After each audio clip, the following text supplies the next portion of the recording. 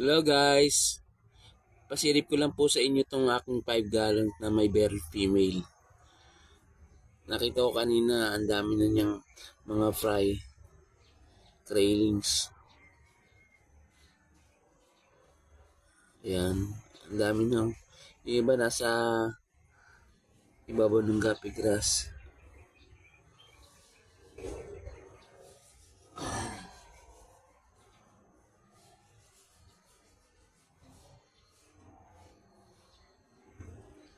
Dami na nila.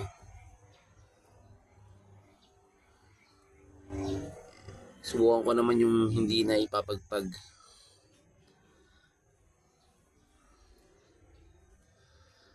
Mukha kasing mas masigla sila pagka hindi na ipapagpag. Hayaan na lang natin silang lumaki dyan. Mga 1 week pa.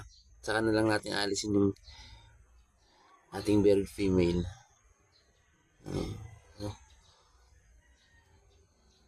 Dami nila guys.